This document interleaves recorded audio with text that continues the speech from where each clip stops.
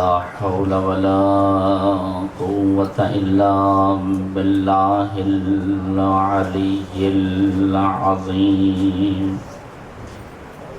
حسبنا الله ونعم الوكيل نعم المولى ونعم النصير الحمد لله رب العالمين والصلاة والسلام على أشرف الأنبياء والمرسلين هو الذي صاحب التاج والمعراج والبراق والعلم دافع البلاء والوباء والقحط والمرض والألم اسمه مكتوب مرفوع منقوش في اللوح والقلم جسمه مقدس معطر مطهر منور في البيت والحرم وصلى الله على سيد الثقلين ونبي الحرمين وإمام القبلتين محبوب رب المشرقين والمغربين مولى الكونين جد الحسنين أبي القاسم محمد اللهم صل على وعلى آل بيته الطيبين الطاهرين المعصومين المظلومين ولعنة الدائمة الباقية على أعدائهم أجمعين من الآن إلى قيام يوم الدين أما بعد فقد قالت زينب سلام الله عليها ينسبون علما لهذا الطف لا يندرس أثره ولا يمحو رسمه يرجعون إليه الخلائق صلوات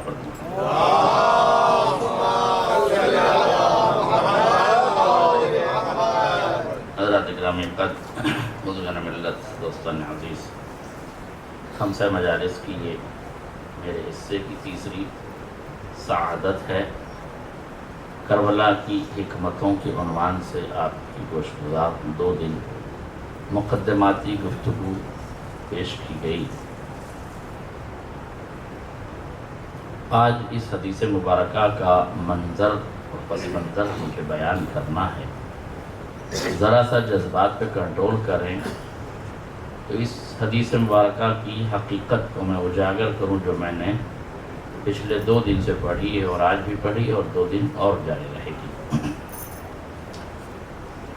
11 محرم ہے، نبوت کا اساس البیت لوٹ لیا گیا، خیموں میں آگ لگ چکی ہے، قیدی اور اسیر بنا کر اہل حرم کو ان راہوں سے گزارا جا رہا ہے جہاں شہداء کے لاشیں ہیں۔ سرزمین کربلا خون سے رنگین ہو چکی ہے، ایک بڑا معرکہ ہے جو ختم ہو چکا ہے، تلواروں کی چمک ماند پڑ چکی ہے، نیزوں کے ٹکڑے ریگزار کربلا پہ بکھرے ہوئے ہیں، جا بجاں اسلحوں کے بکھرے ہوئے ٹکڑے اس بات کی علامت بنے ہوئے ہیں کہ ابھی ابھی لڑائی ختم ہوئی ہے۔ سرزمین کربلا خون سے رنگین ہے، بے آب و گیا صحرا ہے، چٹیل میدان ہے، چاروں طرف خون کا عالم ہے، سناٹا ہے، خوف و ہراس بکھرا ہوا ہے، خاموشیاں دامن پسارے ہوئے ہیں، سناٹوں کی ہولناکی کا عجیب سا منظر ہے، دور دور تک کوئی رہنے والا بسنے والا نظر نہیں آتا، جو خیمے لگے تھے یا اکھاڑ لیے گئے ہیں یا تنابیں جلا دی گئی ہیں، جو لوگ تھے یا قتل ہو گئے ہیں یا دوسری طرف قیدی کر دیے گئے، اسیر کر دیے گئے، فوج اور قافلہ راستوں کو طے کرتا ہوا اس دیار مارکہ آرائی کو چھوڑ کے جا رہا ہے۔ ذرا کیفیت ملاحظہ فرمائیے، ایک بے آب و گیا صحرا ہے، ایک جنگل ہے، ایک میدان ہے، ہو کا عالم ہے، سناٹا ہے، دہشت و وحشت ہے، خوف و ہراس بکھرا ہوا ہے، چند اسیر ہیں، ایک بیمار ہے، چند یتیم ہیں، ایک مختصر سا قافلہ خدا والوں کا ہے، اللہ والوں کا ہے، ایک فوج ہے جو شراب خانے میں ڈوبی ہوئی ہے، تکبر میں ڈوبی ہوئی ہے، اپنی لڑائی کے زوم میں ہے، مگر دنیا نے یہ منظر تو اپنی نگاہوں سے دیکھا، جس نے قتل کر کے زمین پہ رکھا تھا وہی اب اٹھا کے نیزوں پر بلند کر کے لے جانے لگا۔ جس نے قتل کر کے سوچا تھا ہم نے ختم کر دیا، انہی لوگوں نے نیزوں کی بلندی پہ رکھ کے بتایا جسے تم قتل کر رہے ہو تمہارا عمل بتا رہا ہے کہ اسے کاٹ کے مارا نہیں جا سکتا، اسے بلندی بھی نصیب ہوگی تو نیزوں کی بلندی نصیب ہوگی۔ یہ بلندیوں پر رہنے والے لوگ ہیں، معراج ان کا ارتقاء ہے، لہذا یہ اسی منزل پر رہنے والے ہیں۔ ذرا سا کیفیت کو ملاحظہ فرمائیے، 11 محرم کا وہ منظر یاد کیجئے جب اہل محمد اسیر بنا کے لے جائے جا رہے ہیں، سید سجاد کی نگاہ اپنے شہداء پر، اپنے باپ کے جنازے پہ پڑی۔ اس وقت تاریخ کہتی ہے، توجہ سے سنیے گا، اس وقت تاریخ کہتی ہے سید سجاد کے چہرے کا رنگ بدلنے لگا، بشری تقاضے کا اضمحلال چہرے پر عیاں ہونے لگا۔ نگاہیں سید سجاد کی کبھی ادھر پڑتی ہیں، کبھی اپنے وجود پہ پڑتی ہیں، گویا ایک کسک ہے جو دل میں کروٹیں بدل رہی ہیں، میں زندہ ہوں اور لاشوں کی یہ کیفیت ہے۔ جناب زینب نے دور سے امامت کے چہرے پر آتے ہوئے رنگ اور جاتے ہوئے رنگ کو دیکھا۔ اب تاریخ کہتی ہے علی کی باوثر بیٹی، علی کی جگردار بیٹی، علی کی وہ بیٹی، علی کی شیر دل بیٹی سید سجاد کے قریب آتی ہے، آنکھوں میں آنکھیں ڈال کے یہ جملہ ارشاد فرماتی ہے، میرے لال گھبراؤ نہیں، ینسبونا علما لہذا یہ چٹیل میدان ایسے ہی نہیں رہے گا، ایک دن تیرے بابا کے نام کا علم نصب ہوگا۔ ینسبونا علما لہذا یہ میدان چٹیل میدان ایسا نہیں رہے گا، ہو کا عالم باقی نہیں رہے گا، خاموشیاں پیر پسارے نہیں رہیں گی، سناٹے اپنے خوف و ہراس کو آباد نہیں کر سکتے۔ ایک وقت وہ آئے گا جب یہاں تیرے بابا کے نام کا علم نصب ہوگا، یعنی مرقد بنے گا، مرقد کو مزار بنایا جائے گا، مزار کو روزہ بنایا جائے گا، روزے کو مینار بنایا جائے گا، مینار کو عنوان بنایا جائے گا، میرا جملہ واضح ہو جاتا، مینار کو عنوان بنایا جائے گا۔ اور اس کے بعد شہزادی فرماتے ہیں، اب غور کیجئے گا جملے پر، شہزادی نے کیا فرمایا، اس چٹیل میدان میں تیرے بابا کے نام کا علم نصب ہوگا، لا يندرس اثرہ، جس کے اثر کو دھسایا نہیں جا سکتا، جس کے وجود کو ختم نہیں کیا جا سکتا، ولا یمحو رسمہ، جس کے رسم الخط کو عدم کے سناٹوں میں ڈھکیلا نہیں جا سکتا۔ شہزادی دنیا کو بتا رہی ہے روزہ بنے گا مگر حل کاٹنے والوں کا کوئی راہ حل نہ نکلے گا، پانی کاٹ کے لانے والوں کے چہرے پانی پانی ہو جائیں گے، مگر زینب کا دعویٰ لباس ثبوت حق پہن کے سامنے آ جائے گا۔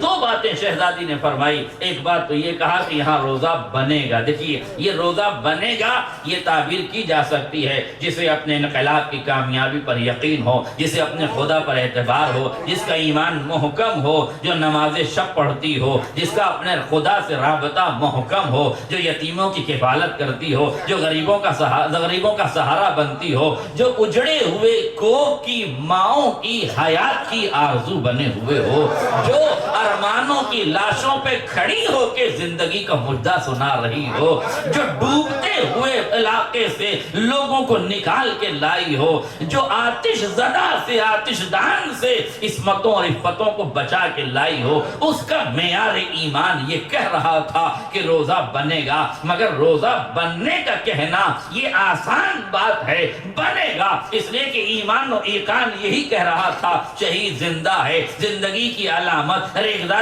کربلا کربلا پہ ظاہر ہوگی، مگر یہ کیا کہا شہزادی زینب نے، اس کے اثر کو مٹایا نہیں جا سکتا، اس کے رسم الخط کو دھویا نہیں جا سکتا، اسے عدم کے سناٹے میں ڈھکیلا نہیں جا سکتا۔ اس کا مطلب یہ ہے کہ نگاہ زینب کی بلندی اتنی ہے کہ متوکل سے لے کر یزیدیت تک، یزید سے لے کے متوکل تک، متوکل سے لے کے صدام تک ساری حکومتیں زینب کے سامنے ہیں، ساری حکومتیں زینب کے سامنے ہیں، سب کے کارنامے زینب کے سامنے ہیں۔ متوکل کیا کرے گا یہ زینب جانتی ہیں، ہل چلائے جائیں گے یہ زینب جانتی ہیں، پانی کاٹا جائے گا یہ شہزادی جانتی ہیں، زائرین آئیں گے انہیں قتل عام کیا جائے گا یہ زینب جانتی ہیں، سب کچھ شہزادی جانتی ہیں۔ طاقتیں آئیں گی، قوتیں آئیں گی، سلطنتیں آئیں گی، حکومتیں آئیں گی، اپنا کام کریں گی، مگر سب طاقتوں کو اپنا کام کرنے دو، مظلوم کا روزہ باقی رہنے والا ہے، اسے کوئی مٹا نہیں سکتا، اسے ختم نہیں کیا جا سکتا۔ اور یہی ہوا، عالی شان محل زمین دوز ہو گئے، مظلوم کا روزہ کل بھی باقی تھا، آج بھی باقی ہے، قیامت تک باقی رہے۔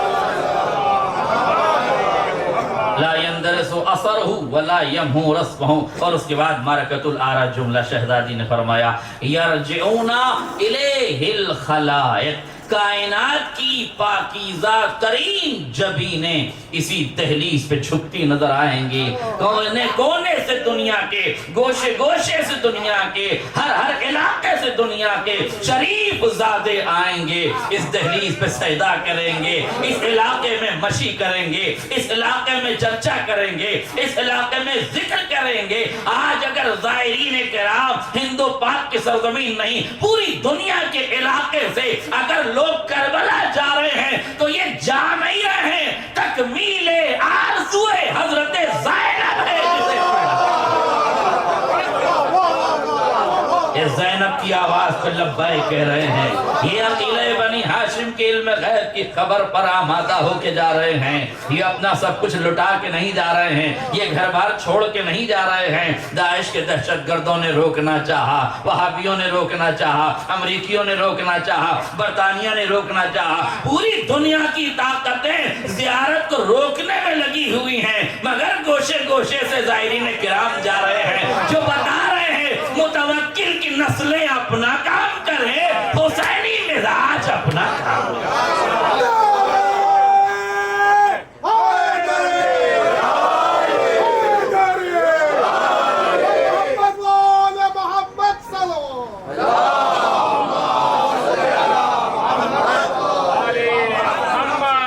یرجعون الیہ الخلائق، میرے لال سید سجاد، کائنات کی پاکیزہ ترین جبینیں اسی دہلیز مودت پر جھکتی نظر آئیں گی، اسی دہلیز حقیقت پہ جھکتی نظر آئیں گی، کائنات اسی دروازے پہ سجدہ شکر کرتا نظر آئے گا، کائنات اسی دہلیز پر سجدہ تعظیمی کرتا نظر آئے گا۔ اور یاد رکھیے گا، ایک جملہ کہنا چاہتا ہوں، 72 مجلسیں ہو رہی ہیں، سجدے کی عدد اور سجدے کی عدد بھی 72 ہیں۔ جملہ واضح ہو جائے، سجدے کی عادت بھی 72 ہے، اس کا مطلب ہے ان 72 مجلسوں کے بعد بھی اگر کوئی سجدہ نہ کر سکے، اگر ان 72 مجلسوں کے سننے کے بعد بھی کوئی نماز نہ پڑھ سکے، سجدہ نہ کر سکے، تو پھر اسے سب کچھ حاصل ہوگا، عرفان امامت نہ مل سکے گا، عرفان حسین نہ مل سکے گا، عرفان زینب نہ مل سکے گا۔ اور جملہ یاد رکھیے گا، بات سجدے کی آ گئی ہے، عبادت کی آ گئی ہے، ایک جملہ میری ماں اور بہنوں تک بھی پہنچ جائے، جناب زینب نے سجدوں کی آبرو رکھی ہے، سجدوں کی لاج رکھی ہے، جلے ہوئے خیموں کی قناتوں پر نماز شب پڑھنے والی ذات کا نام زینب ہے۔ اور یاد رکھیے گا، پوری دنیا کی خواہش ہوتی ہے کہ امام سے کہیں کہ مولا آپ میرے لیے دعا کریں۔ جملہ سنیے، پوری دنیا کی کی خواہش ہے کہ دنیا یہ کہے، آج مرجعیت یہ کہتی ہے، فقہا یہ کہتے ہیں، علماء یہ کہتے ہیں مولا امام زمانہ، اللہ سے کہہ دیجئے مولا امام زمانہ ہمارا عریضہ قبول کر لیجئے، ہماری دعائیں قبول کر لیجئے۔ پوری دنیا امام زمانہ سے توسل کر کے خدا سے مانگتی ہے۔ امام وقت ہے کربلا کا حسین زینب سے کہتا ہے یا اختہ لا تنسین فی صلاۃ اللیل، اے بہن زینب مجھے نماز شب میں نہ بھولنا۔ واضح ہو جائے، اے میری بہن مجھے نماز شب میں نہ بھولنا۔ پوری دنیا وقت کے امام سے مانگتی ہے، وقت کا امام زینب سے دعا کا متمنی۔ عظمت حضرت عقیل بنی ہاشم، ملاحظہ فرمائیں میرے لال ینسبون علم لہذا التف، یہ میدان ایسے نہیں رہے گا، یہ چٹیل میدان نہیں رہے گا، بھوک عالم نہیں رہے گا، خاموشیاں پیر پسارے نہیں رہیں گی، دہشت و وحشت کی سرزمین نہیں رہے گی، قتل و غارت گری کا مکان نہیں رہے گا، یہ مقام امن بنے گا، یہ مقام زیارت بنے گا، کائنات سے لوگ آئیں گے، اس کے اثر کو مٹایا نہیں جا سکتا۔ ایک جملے میں جواب دیجئے کس سے کہا یہ بات؟ سید سجاد سے۔ علم اصول کا ایک قاعدہ ہے کہ اگر امام کے سامنے کوئی بات کہی جائے تو اگر وہ بات غلط ہے تو امام پہ واجب ہے کہ فوراً اس غلط بات کرنے والے کو ٹوکیں۔ سکوت معصوم حجت ہے، اقرار معصوم حجت ہے، معصوم کی خاموشی کسی کے لبوں کے تکلم کی صداقت کی علامت ہے۔ اگر وقت کا امام خاموش ہے اور کوئی بول رہا ہے اور اس کے کلام کو امام سن کر، توجہ کیجئے گا، اس کی کاٹ نہیں کرتا، اس کے اقرار میں گردن ہلا دیتا ہے، تو پھر وہ اس کا کلام نہیں رہ جاتا ہے، امامتوں کے ثبوت کا کلام بن جاتا ہے۔ توجہ کیجئے، شہزادی نے کیا کہا، یہ چٹیل میدان ایسے نہیں رہے گا، یہاں روزہ بنے گا، مرقد بنے گا، مزار بنے گا، علم نصب ہوگا، روزہ بنے گا، دھسایا نہیں جائے گا، مٹایا نہیں جائے گا، کائنات کی جبینیں یہاں آ کے سجدہ کریں گی۔ امام سجاد کی ذمہ داری تھی کہ نہیں؟ ایک لمحے کے لیے یہ کہتے شہزادی پھوپھی اماں آپ کیا کہہ رہی ہیں، آپ جذبات میں کیوں جا رہی ہیں، آپ عقیدے میں کیوں ایسی باتیں کر رہی ہیں؟ کون مزار بنائے گا؟ کون مزار بنائے گا؟ یہ چند یتیم بچے جنہیں اب جینے کی آرزو نہیں ہے، یہ بیوائیں جو موت کے دہانے پہ ہمیشہ اپنے آپ کو کھڑا پا رہی ہیں، یہ بیمار جس کے ہاتھوں میں ہتکڑیاں ہیں، پیروں میں بیڑیاں ہیں، گلے میں توقے خاردار ہے، بیوی کون ہے جو یہاں مزار بنائے گا؟ میں پوچھوں گا چشم تصور میں ہاتھوں کو جوڑ کے شہزادی یہ بتائیے کیسے مزار بنے گا، کون مزار بنائے گا، کیسے مزار بنائے گا، کہاں سے مزار بنائے گا؟ آپ کے پاس جو لوگ ہیں ان کی کیفیت کیا ہے؟ یا یتیم بچے ہیں، یا بیوائیں ہیں، یا ایک بیمار ہے جس کے ہاتھوں میں ہتکڑیاں ہیں، ساری امیدیں تو ٹوٹی ہوئی نظر آتی ہیں، کوئی تو راہ حل نظر نہیں آتا۔ بیوی آپ نے کیسے کہہ دیا کہ یہاں روزہ بنے گا؟ شہزادی بتائیں گے جہاں ساری امیدیں ٹوٹ جاتی ہیں وہیں سے امید خدا کا راستہ نکلتا ہے، وہیں سے۔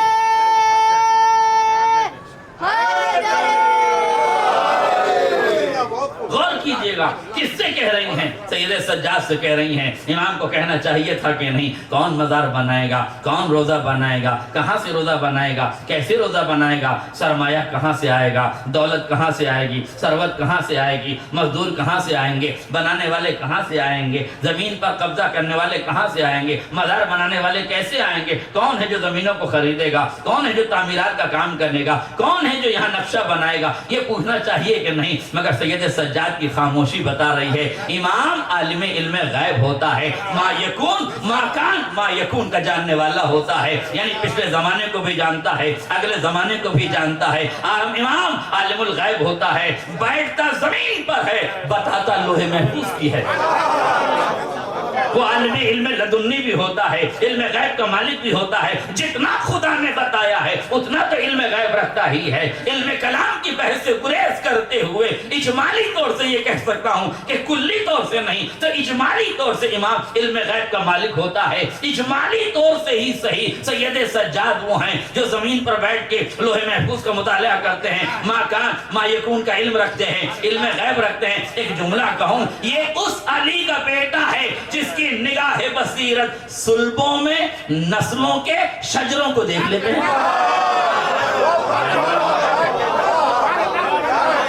یہ اس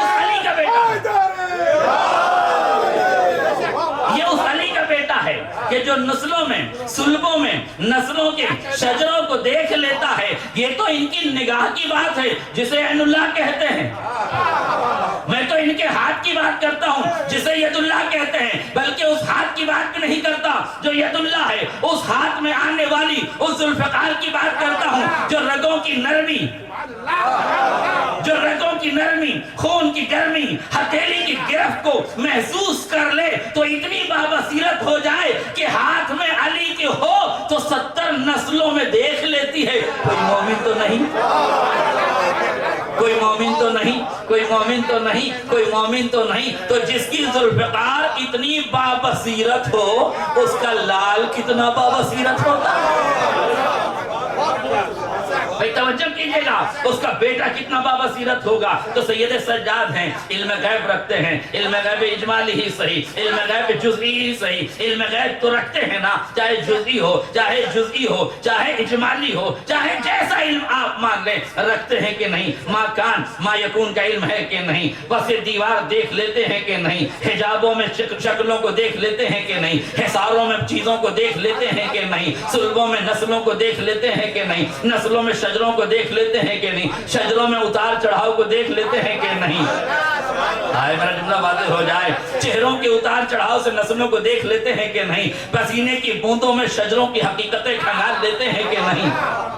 نشیب و فراز سے ہر چیز کا احاطہ اور اندازہ کر لیتے ہیں کہ نہیں؟ کل شیء احصانہ فی امام مبین کے عنوان سے ہر شے کا احاطہ امام مبین میں کر دیا ہے. اگر امام مبین سے مراد قرآن مانو تب بھی ساری چیزیں ہیں، امام مبین مانو تب بھی ساری چیزیں ہیں. تو امام مبین وقت کا امام ہے، سب کچھ جانتا ہے. زینب علیہ مقام اس امام کی آنکھوں میں آنکھیں ڈال کے کہہ رہی ہیں روزہ بنے گا، دھسایا جا نہیں سکتا، مٹایا جا نہیں سکتا، کائنات کے لوگ زیارت کریں گے. امام کو منع کرنا چاہیے تھا. امام کی خاموشی بتا رہی ہے جو سید سجاد زمین پہ بیٹھ کے لوح محفوظ کا مطالعہ عہدہ امامت سے کرتے ہیں، وہی باتیں زینب باپ کی تربیت سے کرتے ہیں.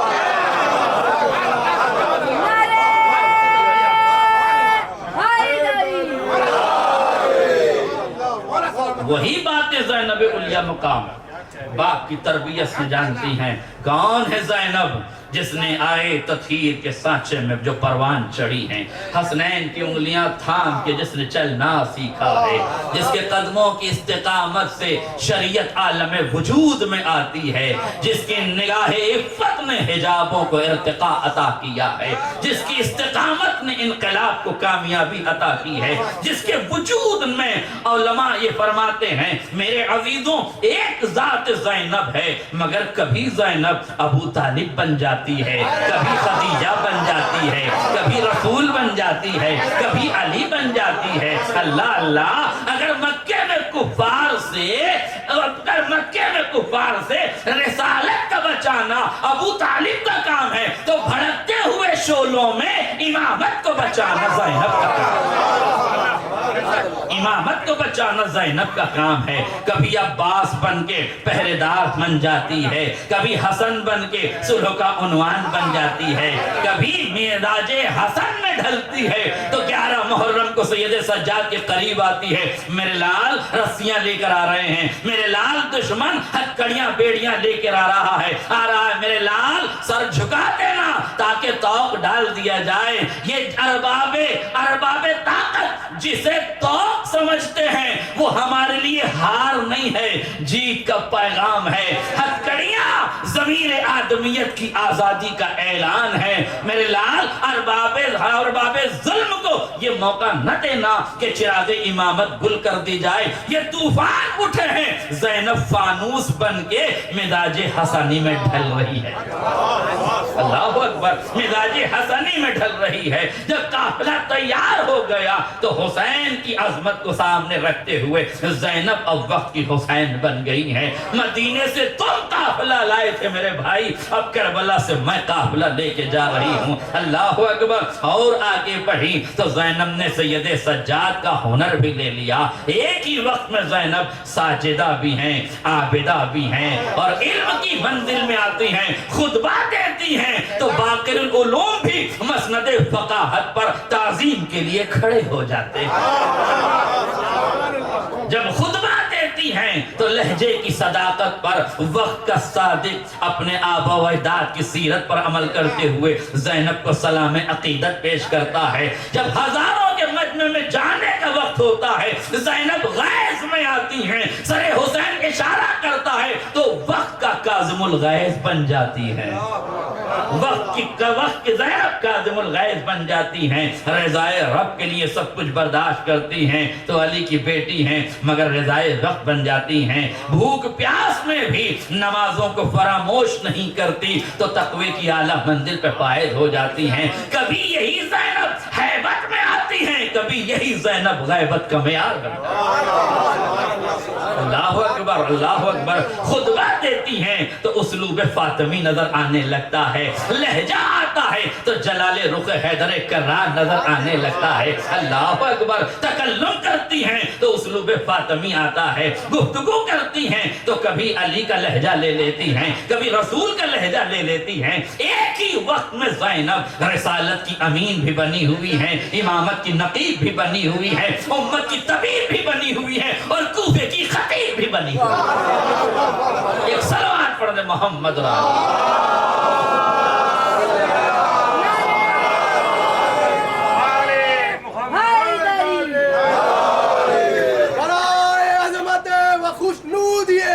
بنت الامیر المؤمنین سیدہ زینب سلام اللہ علیہا، ایک بآواز بلند صلوات۔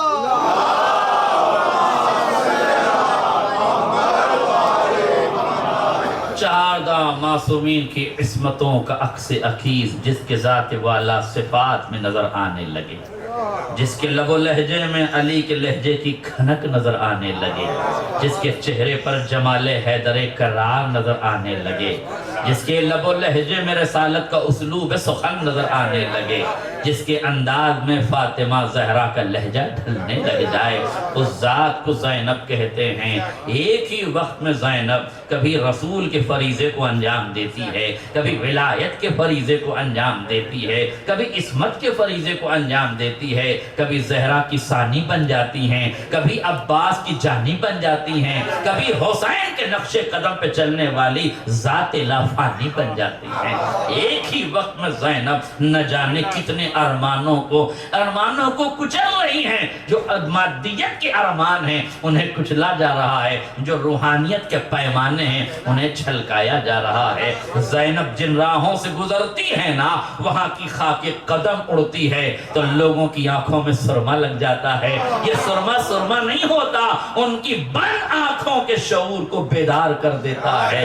زینب بولتی ہے تو دلوں میں بیٹھ جاتا ہے، زینب کلام کرتی ہے تو لوگوں کا معیار بلند ہونے لگتا ہے۔ علی کی بیٹی کا تکلم دنیا پہ چھاتا جا رہا ہے۔ وہی کوفہ ہے جہاں علی کی بیٹی بول رہی ہے، ابن زیاد نے کہا تھا یہ باغیوں کا قافلہ ہے، ان کی باتیں نہ سنو، مگر زینب کے خطبے کا اثر یہ ہوا کوفے والے سروں کو دیواروں سے ٹکرا کے رونے لگے۔ ایک عجیب انقلاب پیدا ہو گیا۔ یہی ابن زیاد جو کہہ رہا تھا یہ باغی ہیں، دین کے دشمن ہیں، نعوذ باللہ دین کے غدار ہیں، ان کو تماشا دیکھو، وہی ابن زیاد جو ان کو پہچانوانے سے منع کر رہا تھا، زینب کے خطبے کے بعد اتنا بوکھلایا کہ یہ کہتا ہوا نظر آیا، پسرے ساتھ اس قافلے کو لے جا، کوفے والوں اس کی بات نہ سنو، یہ بہت بڑی خطیبہ ہے، اس کا باپ بھی خطیب تھا، یہ بھی خطیب ہے۔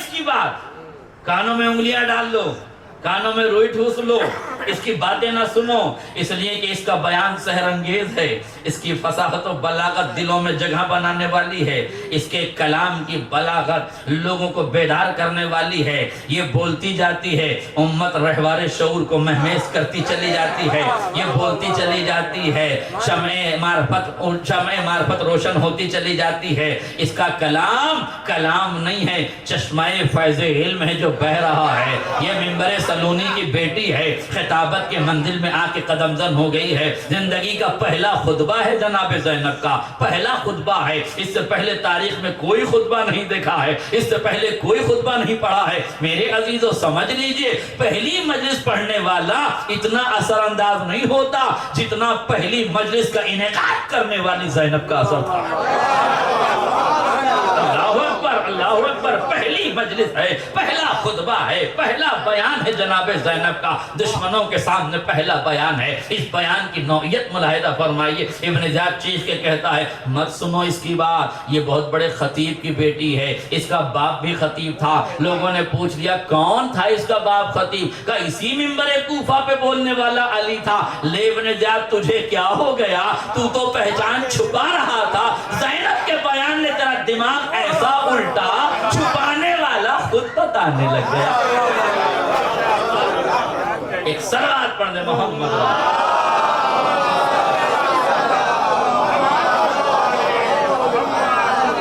کون ہے زینب علیہ مقام؟ ایک لمحے کے لیے بھی تاریخ کربلا سے، ایک لمحے کے لیے بھی انقلاب کربلا سے، ایک لمحے کے لیے بھی سانحہ کربلا سے، واقع کربلا سے، حقیقت کربلا سے، لمحے کے لیے جسے جدا نہ کیا جا سکے، اس ذات کا نام زینب ہے۔ قسم خدا کی دعویٰ بہت بڑا ہے مگر حقیقت سے قریب تر ہے، قرین قیاس عقل و منطق ہے، بالکل لاجیکل ہے یہ بات، یاد رکھیے گا۔ اگر جناب زینب و سجاد کا وجود نہ ہوتا، جملہ سنیے، اگر زینب و سجاد کا وجود نہ ہوتا، حسین کا خون ریگزار کربلا میں جذب ہو کے رہ جاتا، تمازت آفتاب نے اس لہو کو سکھا دیا ہوتا، یزیدیت کی طاقت نے اسے مٹا دیا ہوتا، سلطنتوں کے دباؤ نے اسے ختم کر دیا ہوتا، امام حسین کی شہادت کے اثر کو ضائع اور برباد کر دیا ہوتا۔ یہ زینب کا جگر تھا کہ ریگزار کربلا کے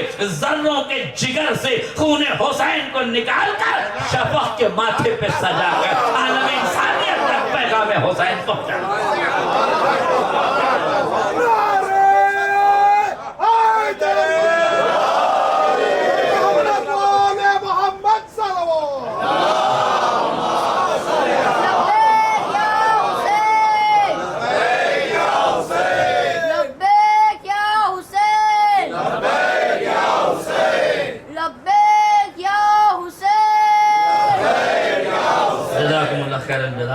غور فرمائیے، یہ زینب کا جگر تھا جو ریگزار کربلا کے ذروں کے جگر سے خون حسین کو نکالا، جو پتھروں میں جذب ہوا تھا اسے نکال کے شفق میں سجا دیا، جو خاک میں رہ گیا تھا اسے خاک شفا کے لیے چھوڑ دیا، جو خاک کے ذروں میں رہ گیا، جو پتھروں کی صلابتوں پہ پڑا تو پتھر کے جگر سے لہو نچوڑ کر شفق کے ماتھے پہ سجایا کہ پتھروں پہ خون نہ رہ جائے، شفق کے ماتھے پہ سجا دیا جائے۔ جسے خاک نے اپنے سینے میں جذب کر لیا اسے چھوڑ دیا کہ اب یہ خاک خاک بلا نہ رہ جائے، خاک شفا ہو جائے۔ یہ خاک خاک بلا نہ رہ جائے، خاک خاک شفا ہو جائے۔ یہ زینب کا کرم تھا۔ یرجعون الیہ الخلائق، کائنات کی پاکیزہ ترین جبینیں اسی دہلیز پر نظر آئیں گی۔ یہ زینب کا کمال تھا۔ کیا فرمایا؟ کائنات کے گوشے گوشے سے لوگ آئیں گے۔ اگر آپ تاریخ کربلا پڑھیے اور یہ پڑھیے کہ فوج اشقیہ کتنی تھی تو آپ کو روایات میں ملے گا 25,000 کی فوج تھی یا 30,000 کی فوج تھی، اس سے زیادہ یزید کی فوج نہیں تھی۔ 9 لاکھ تک جنہوں نے پہنچائی ہے وہ روایتیں میڈ ان پاکستان ہیں۔ جیسے چیزیں میڈ ان چائنا ہو تو چلتی نہیں،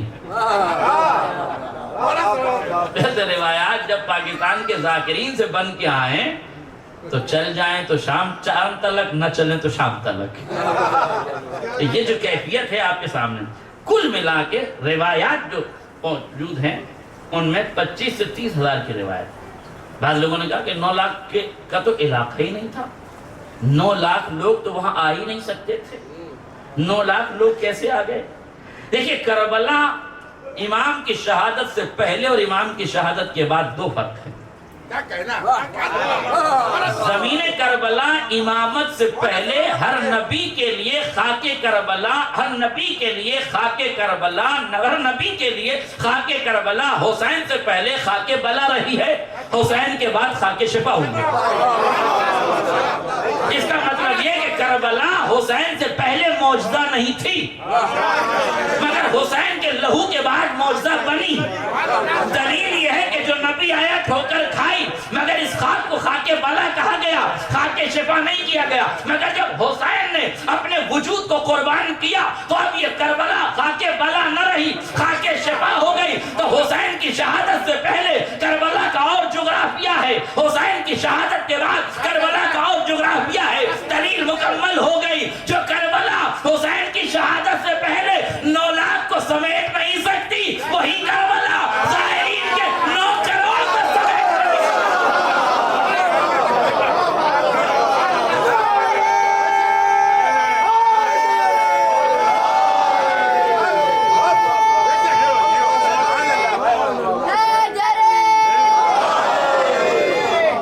دنیا کے ساری دنیا کے آرکیٹیکٹ، ساری دنیا کے انجینئر، سارے دنیا کے نقشے بنانے والے حیران ہیں، سرگرداں ہیں، پریشان ہیں. کربلا کے اتنے سے رقبے میں، یہ چند کلومیٹر کے رقبے میں 9 کروڑ لوگ، 10 کروڑ لوگ، 8 کروڑ لوگ یہ کیسے آ سکتے ہیں؟ یہ سرزمین پر آج سے 1400 سال پہلے 9 لاکھ کی آبادی کے امکان نظر نہیں آتے تھے، 9 لاکھ کے جمع ہونے کے امکان نظر نہیں آتے تھے. آج اسی سرزمین پر 9 کروڑ کے آثار کیسے نظر آ رہے ہیں؟ میں نے کہا بالکل آسان ہے، ایک لفظ میں سمجھ لو. حسین سے پہلے خاک بلا تھی، حسین کے بعد خاک شفا ہے. خاک بلا تھی، اب خاک شفا ہے. حسین سے پہلے سرزمین کربلا نے اپنی تنابوں کو سمیٹے ہوئے تھا، حسین کے بعد اپنی تنابوں کو بکھیرے اپنی تنابوں کو بکھیرے ہوئے تھا. کہا یہ کیسے ہو سکتا ہے؟ میں نے کہا ڈاٹ سنا ہے، نقطہ سنا ہے. کہاں سنا ہے؟ کہا نقطہ کسے کہتے ہیں؟ کہ ایک نقطہ ہی تو ہے. میں نے کہا بس یہی تو سمجھ لو. یہ 30 پاروں کا قرآن سمٹے تو نقطہ ہے، پھیلے تو 30 پاروں کا قرآن ہے. کربلا بھی سمٹے تو 9 لاکھ کو نہ سما سکے، پھیلے تو 9 کروڑ کو آہو. یہ ڈاٹ ہے کربلا، یہ نقطہ ہے کربلا. اور اسی لیے اس کربلا میں بے ہے کہ کم سے کم بے کا نقطہ لوگوں کے سمجھ میں آ جائے. اور ایک ہی نقطہ ہے کربلا میں، ایک ہی نقطہ ہے کربلا میں. ابھی دنیا ایک نقطے کو نہ سمجھی، آگے کیا سمجھے؟ اور فرمائیے گا 9 کروڑ لوگ، 8 کروڑ لوگ، 10 کروڑ لوگ زیارتوں پہ جا رہے ہیں. اور پھر جانے کا انداز ملاحظہ فرمائیے. کھانا پہلے آتا ہے، بھوک بعد میں لگتی ہے. پانی پہلے آتا ہے، پیاس بعد میں لگتی ہے. رہنے والا سوچ کے جاتا ہے کہاں رہیں گے، ابھی سوچ نہیں پاتا، کہیں بھی رہ لیں گے. مکان کے لیے لوگ تیار رہتے ہیں، آئیے میرے گھر رہیے، آئیے میرے غریب خانے میں رہیے. سلام ہے اس قوم پر عراق کی کہ جو اپنی بیٹیوں کا جہیز خریدتے ہیں، سال بھر جہیز خریدتے ہیں، 40 پہ اس جہیز کو ظاہر کے استعمال میں دیتے ہیں کہ جب یہ استعمال کر کے چلا جائے گا تب یہ مال ہم اپنی بیٹی کو جہیز میں دیں گے. دنیا نیا دینے کی کوشش کرتی ہے، یہ ظاہر حسین کے استعمال کے بعد دینا پسند ہے. یہ تو غور کیا آپ نے؟ ایک صاحب سعودی عربیہ گئے زیارت کے لیے حج پہ، بڑی پریشانی. اس سال جو حج کر کے آئے ہیں خدا ان کے حج کو قبول فرمائے، جو نہیں کر کے ہیں انہیں خدا توفیق دے. جو گئے ہیں وہ قبول ہوں، اور جو نہیں جا سکے خدا توفیق دے کہ وہ جائیں اور جایا کریں تاکہ دیکھیں تو دونوں چیزوں میں آپ کو انتر نظر آئے گا، فرق نظر آئے گا. ڈرائیور سے کسی شیعان عالم دین نے پوچھا کہ میاں تم لوگوں سے 10 لاکھ حاجی سنبھالے نہیں جاتے؟ حاجی حج کا زمانہ آتا ہے، کھانے پینے کی چیزیں مہنگی ہو جاتی ہیں، رہنے کے لیے ہوٹلیں رینٹ پر مہنگی ہو جاتی ہیں، پانی مہنگا، کھانا مہنگا، رہنا مہنگا، चलना तो भर, हर तरफ से बैरिकेड लगा देते हो। जहाँ 1 किलोमीटर हाजी को चलना हो वहाँ 5 किलोमीटर चलाते हो। अल्लाह के मेहमान हैं, ज़ुयूफ़ुर रहमान हैं, खाना खुदा के लिए आते हैं, अल्लाह के घर के लिए आते हैं। तुम्हारे घर पे मेहमान आते हैं, अगर तुम्हारे अंदर दीन नहीं है तो इंसानियत तो होगी। अगर तुम्हारे अंदर शराफतें दीनी, अगर तुम्हारे अंदर दीनी शराफत नहीं है तो इंसानी शराफत तो होगी। क्यों हाजियों को परेशान करते हो? आखिर क्या करते हो तुम इतना? देखो वही इराक है, तुमसे 10 लाख नहीं संभाले जाते, वो 10 करोड़ को पनाह दे देते हैं। तुम्हारे हर चीज महंगी होती है, वहाँ हर चीज फ्री हो जाती है। उन्हें हर चीज में महंगाई करने का शौक है, उन्हें हर चीज में फ्री देने का शौक है। ये क्या मसला है? सुनिए, जवाब सुनिए, उस ड्राइवर का जवाब सुनिए, कितना इंसाफ पसंद जवाब था। उसने कहा साहब, बहुत आराम से सुनिए ताकि बच्चे भी समझ जाएं। साहब, हम लोग हज के 1 महीने में इतना कमाते हैं कि 11 महीने बैठ के खाते हैं। 1 महीने कमाते हैं हम। ये महंगाई इसलिए तो करते हैं ताकि सऊदी अरबिया का बजट पूरा हो जाए। ये ज़ायरीन के पैसे से चलने वाली हुकूमतें, भाई तेल के ज़ख़ीरे तो दूसरों के कब्ज़ों में है ना, इनके हाथ में अपना रह क्या गया? तो कहने लगे कि हम साल भर अपनी जिंदगी, साल भर के अखराजात को हज की आमदनी से, तिजारत से, इबादत को तिजारत बनाने वाले कौन हैं देख लीजिए।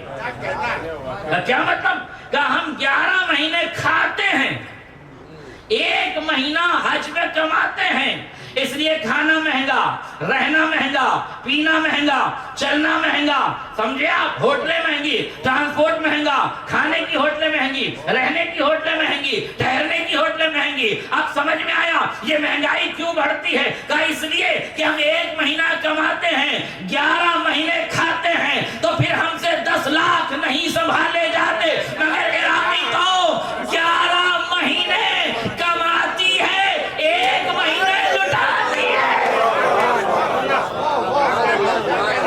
11 महीने कमाते हैं, 1 महीने लुटाते हैं। अरे हाजियों को चूस के लूटने वाले और हैं, ज़ायरीन पर लुटाने वाले और हैं।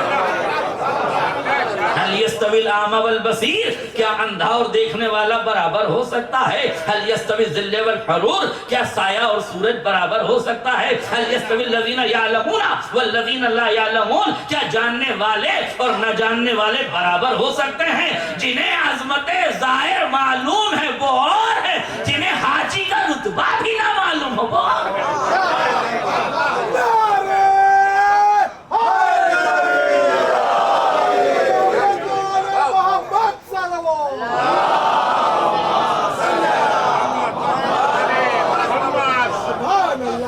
करोड़ों की तादाद में ज़ायरीन ज़ियारत के लिए जा रहे हैं। इसलिए मैंने जुमला कल भी कहा था और आज भी कह रहा हूं, जो ज़ायरीन ज़ियारत पे जा रहे हैं वो अपने मिजाज से नहीं जा रहे हैं, अपने इरादे से नहीं जा रहे हैं, अपनी दौलत से नहीं जा रहे हैं, अपनी ताकत से नहीं जा रहे हैं, ज़ैनब के करम से जा रहे हैं, उसकी तमन्ना की तकमील के लिए जा रहे हैं, उनकी आरज़ुओं को पूरा करने के लिए जा रहे हैं, उनकी ख्वाहिशों को पूरा करने के लिए जा रहे हैं। शहजादी ने दावा किया था सैयद सज्जाद से, मेरे लाल घबराओ नहीं, रोज़ा भी बनेगा, इसे धसाया भी नहीं जाएगा, इसे मिटाया भी नहीं जाएगा। कायनात की पाकीज़ा तरीन जबीनें यहाँ ज़ियारत करती हुई नजर आएंगी, यहाँ झुकती हुई नजर आएंगी। सब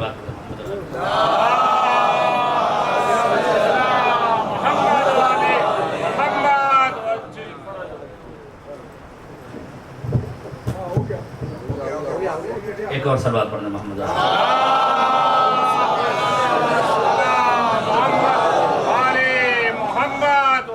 जनाब ज़ैनब उलिया मकाम में निगाह ईमान मुलाहिदा फरमाए, लहजे का तहक्कुम मुलाहिदा फरमाए, ईमान ईकान मुलाहिदा फरमाए। तवज्जो कीजिएगा, किस जिगर की खातून का नाम है ज़ैनब। खाके करबला के ज़र्रों को निचोड़कर शफक के माथे पर सजाने वाली ज़ात। एक लम्हे के लिए भी ज़ैनब उलिया मकाम को वाक़े करबला से जुदा नहीं किया जा सकता, इसलिए कि ज़ैनब की ज़ात वाक़े करबला में ऐसी है जैसे फूल में खुशबू। نہیں توجہ کیا آپ نے؟ جیسے پھول میں خوشبو ویسے کربلا میں زینب، جیسے جسم میں روح، جیسے نیام میں تلوار، جیسے نماز میں صلوات، جیسے ارکان حج میں کعبہ، میرا جملہ واضح ہو جائے، جیسے سیپ میں موتی، جیسے آنکھ میں روشنی، اور کیجئے گا جیسے جسم انسانی میں دھڑکتا ہوا جگر، ایسے ہی دھڑکتے ہوئے جگر کا نام ہے زینب۔ اگر پھول سے خوشبو نکال لی جائے تو کاغذی پھول بے معنی ہو کے رہ جائے گا۔ واقعی کربلا سے زینب کی ذات کو جدا کر دو گے تو کربلا سمجھنے کے لائق نہیں رہ جائے گی۔ اگر کربلا سمجھنا ہے تو زینب کے اشاروں سے سمجھو، زینب کی تلمیحات سے سمجھو، زینب کے استعاروں سے سمجھو، زینب کے رخ سے سمجھو، زینب کے نقطۂ نظر سے سمجھو۔ زینب تمہیں بتائے گی کربلا کا معیار کیا ہے، کربلا کا واقعہ کیا ہے، کربلا کی حقیقت کیا ہے، کربلا کا جو حقیقت پسندانہ مجمع ہے اسے سمجھانے کے لیے کہ کربلا کی واقعے کا نام ہے زینب علیہ مقام کے کردار کو پڑھنا بہت ضروری ہے میرے عزیزوں۔ بس میں نے ختم کر دی ہے دعا، جلدی جلدی دو چار باتیں اور کر دوں۔ غور کیجئے کہ زینب کے کاندھوں پر کتنی بڑی ذمہ داری تھی بعد شہادت حسین، مگر کتنی آسانی سے شہزادی نے ان تمام تر ذمہ داریوں کو قدم بقدم نبھاتے ہوئے، میں ان تفصیلات میں نہیں جا رہا ہوں ابھی کہ خطبہ کوفے میں کیا دیا، کیوں دیا، شام میں خطبہ کیوں دیا، کیا دیا، جو خطبہ شام میں دیا وہ کوفے میں کیوں نہیں دیا، جو کوفے میں دیا وہ شام میں کیوں نہیں دیا۔ یہ جملہ یاد رکھیے گا، جو خطبہ جناب زینب کا کوفے میں ہے وہ خطبہ شام میں نہیں ہے، الگ الگ ہے دونوں جگہ۔ جو شام میں دیا وہ کوفے میں نہیں دیا، یہ تفصیلی موضوع ہے، بس ایک جملہ سن لیجیے۔ کیوں نہیں دیا کوفے میں اور شام میں ایک ہی خطبہ؟ اس لیے کہ شہزادی جانتی ہیں کہ اس دور میں شام سینٹرل گورنمنٹ ہے اور کوفہ اسٹیٹ گورنمنٹ ہے۔ کسی بھی انقلابی لیڈر کی ذمہ داری ہے کہ جو بات سینٹرل گورنمنٹ میں کہنی ہو وہ اسٹیٹ گورنمنٹ میں نہ کہے، جو اسٹیٹ گورنمنٹ میں کہنی ہو سینٹرل گورنمنٹ میں نہ کہے۔ اب اگر مسودہ لکھا لکھایا ہے تو الگ بات ہے، اب اگر لکھ کے کسی نے وہی دیا ہے تو مجبوری ہے کہ اسے آگے پیچھے کچھ آتا نہیں، جتنا بتایا جاتا ہے اتنا ہی ہوتا ہے۔ لیکن اگر وہ سیاسی لیڈر ہے، اگر وہ انقلابی لیڈر ہے، اگر اس کے اندر قیادت کی صلاحیت ہے تو اسے معلوم ہونا چاہیے کہ ہر سخن موقعی دارت، ہر مقام کے اعتبار سے گفتگو ہوگی۔ کلم الناس علی قدر عقولہم، یا انبیاء کو مخاطب کر کے ارشاد ہے، معصوم کا ارشاد ہے، نبی کا ارشاد ہے، یا معاشر الانبیاء، بلکہ حدیث قدسی ہے، یا معاشر الانبیاء کلم الناس علی قدر عقولہم، اے نبیوں تم سے گزارش کی جاتی ہے، تم سے فرمائش کی جاتی ہے، تم سے خواہش کی جاتی ہے کہ لوگوں کی عقلوں کے مطابق گفتگو کرنا، جتنی لوگوں کے پاس عقل ہو اتنی ہی گفتگو کرنا، اور عقل کے حساب سے گفتگو کرنا۔ غور کیجئے گا، عقل کے حساب سے گفتگو کرنا۔ کلم الناس علی قدر عقولہم، جناب زینب نے عقلوں کے حساب سے گفتگو کی ہے۔ کوفے کا خطبہ کوفے میں رکھا ہے، شام کا خطبہ شام میں رکھا ہے۔ بس ایک جملہ سن لو بات تمام ہو جائے۔ کوفے میں جو خطاب ہے وہ شام میں نہیں ہے، شام میں جو خطاب ہے وہ کوفے میں نہیں ہے۔ وہ جملہ سنیے گا، یوں تو میں نے 14 نکات نکالے ہیں کہ دونوں خطبوں کے درمیان فرق کیا ہے، مگر ایک نقطہ میں آپ کو بتا کے آگے بڑھ جاتا ہوں۔ پہلا نقطہ تو آپ نے سمجھ لیا، وہاں سینٹرل گورنمنٹ ہے، یہاں اسٹیٹ گورنمنٹ ہے، یہاں کا بیان کچھ اور ہے، وہاں کا بیان کچھ اور ہے، مگر اور اتنا سمجھ لیجئے وہاں کے بیان میں اور یہاں کے بیان میں فرق کیا ہے۔ جب شہزادی نے کوفے میں خطبہ دیا تو فرمایا یا اہل الکوفہ اتبکون یا اہل القتل والغدر والخضر، اے کوفے کے غداروں، اے کوفے کے مکاروں، اے کوفے کے عیاروں، اے ضمیر فروشوں، اے دغا بازوں، اے دھوکے بازوں، اے اپنے ضمیر کو بیچنے والوں، اے تلوار کے سائے میں ڈرنے والوں، اے خزانوں کے دہنوں کے سامنے اپنی للچائی ہوئی زبانوں کو لانے والوں، اے دولت پہ ٹوٹ پڑنے والے مکاروں، اس ملمہ کاری میں تم آ گئے ہو، ابن زیاد کی باتوں میں تم آ گئے ہو، ارے تم چاپلوسوں کی طرح باتیں کرتے ہو، تم کنیز زادوں کی طرح باتیں کرتے ہو، تم خالی بڑی بڑی باتیں کرنے والے ہو، تمہارے سینے میں جگر نہیں ہے، تمہارے سینے میں دل نہیں ہے، دل میں دھڑکن نہیں ہے، دھڑکن میں اثر نہیں ہے۔ یہ سارا مفہوم ہے جو میں آپ کی خدمت میں عرض کر رہا ہوں، کلام کی تفسیریں ہیں جو میں آپ کو بتا رہا ہوں. اے غلام زادو، اے تمہیں ہوش نہیں ہے، تم کیا کر رہے ہو؟ تم نے میرے بابا کے ساتھ دغا کی ہے، تم نے میرے بھائی کے ساتھ دغا کی ہے، تم نے میرے بھائی حسن کے ساتھ دغا کی ہے، تم نے مسجد کوفہ میں دغا کی، تم نے صلح حسن میں دغا کی، تم نے میرے بھائی مسلم کے ساتھ دغا کی، اب تم نے حسین کے ساتھ دغا کی ہے. اے دغا بازوں، اتبکون، اب تم گریہ کر رہے ہو، اب تم رو رہے ہو، تمہارے رونے کا کوئی فائدہ نہیں ہے، اب تو تم قیامت تک روتے رہو گے. یہ تمہاری بزدلی قیامت تک تم پر غیروں کو مسلط کرتی رہے گی اور تم قیامت تک اس کا عذاب بھگتتے رہو گے. کس کو مخاطب کیا؟ کوفے والوں کو. ابن زیاد کو لائق خطاب نہیں بنایا. ابن زیاد سے بات نہیں کی زینب نے. کیوں نہیں کی ابن زیاد سے؟ ابھی تو حاکم بنا ابن زیاد. ابن زیاد کو کوفے کا پتہ ہی کیا ہے. اس کا مطلب یہ کہ کوفے میں ابن زیاد اپنی جگہ غلط ہے، مگر غداری ابن زیاد سے پہلے کوفے والوں نے کی ہے. تو زینب نے غداروں کو ٹارگٹ کیا. نہیں توجہ کر رہے ہیں آپ؟ زینب نے غداروں کو ٹارگٹ کیا ہے. خبردار، اگر عزاداری میں غداری کی تو کسی اور کی نظر سے بچ سکتے ہو، زینب کی نظر سے نہیں بچ سکتے. خبردار عزاداری.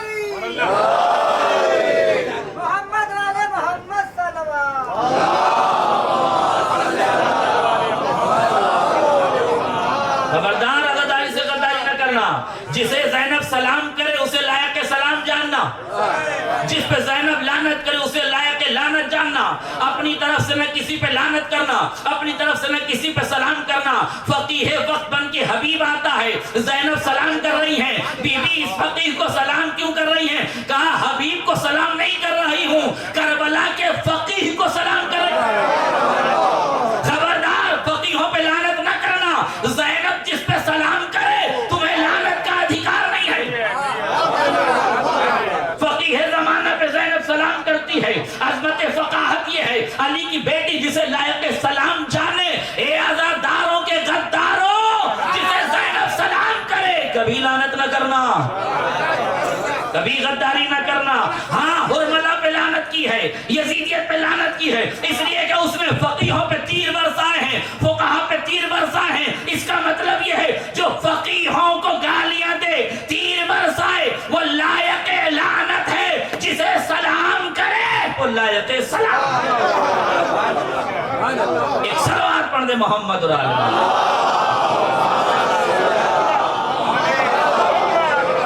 زینب کے عمل کو تمہارے لیے تعصیب کا مقام ہے. کربلا تمہیں زینب علیہ مقام سے سمجھنی ہے. کوفے میں خطاب کیا، غداروں کو ٹارگٹ کیا، غداروں کو ٹارگٹ کیا، غداروں کو ٹارگٹ کیا. کوفے میں ابن زیاد کو خطاب کے لائق نہیں سمجھا. کیوں؟ اس لیے کہ کوفے میں جو غداری ہوئی ہے وہ ابن زیاد کی طرف سے بعد میں ہوئی ہے، کوفے والوں کی طرف سے پہلے ہوئی ہے. زینب یہی دیکھتی ہیں کہ پہلا مجرم کون ہے. میرا جملہ واضح ہو جائے. مجرم ہم سے بچ سکتا ہے، عقیلہ بنی ہاشم سے نہیں بچ سکتے. اور تم کیا بچو گے جب بڑے بڑے نہ بچے؟ اور کیجئے گا کیا کہا شام میں، کوفے میں کوفے والوں کو مخاطب کیا، مگر شام میں اہل شام کو لائق خطاب نہیں جانا. ڈائریکٹ یزید سے خطاب. یبنت طلقہ، او غلام زادے. وقت کے دامن میں بالکل گنجائش نہیں ہے کہ میں شام کے خطبے کے تفصیلات تمام حصارات آپ کے سامنے پیش کروں. بس اتنا جملہ سن لیجئے. جناب زینب نے کیا کہا؟ یبنت طلقہ او غلام زادے. 8 ہجری میں اسلام لانے والوں، تم 2 سال میں اسلام کے اتنے بڑے متوالے بن گئے. آپ نے توجہ نہیں کی.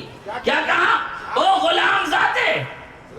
کوفے والوں کو مخاطب کیا، ابن زیاد کو مخاطب نہیں کیا. شام میں یزید کو مخاطب کیا، اہل شام کو مخاطب نہیں کیا. کیوں؟ اس لیے کہ شام میں یزید کے آباء و اجداد کی زمانے تک حکومت رہی. اجازت دیں ایک جملہ آپ سے کہوں. بنی امیہ کا شجرہ سمجھ لیجئے. جب بنی امیہ کا شجرہ، عبد الشمس کے بعد حرب کے بعد پہلے امیہ، پھر حرب کے بعد ابو سفیان کے بعد معاویہ کے بعد یزید. ابو سفیان کے تین بیٹے، ایک کا نام معاویہ، ایک کا نام یزید، ایک کا نام عتبہ، اور بھی ہوں گے،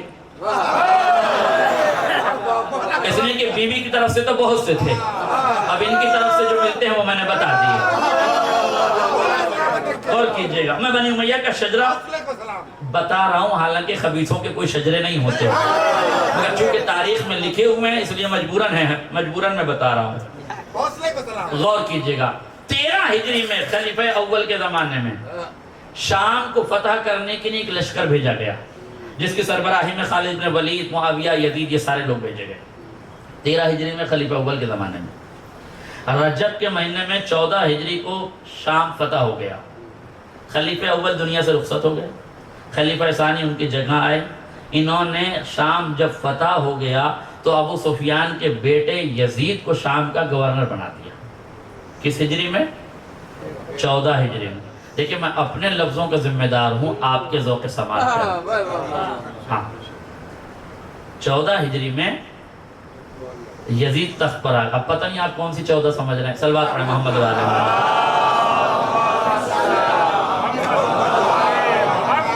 14 ہجری میں یزید تخت پر بیٹھا جو ابو سفیان کا بیٹا تھا۔ 18 ہجری میں وہ طاعون کے مرض میں مر گیا، واصل جہنم ہوا۔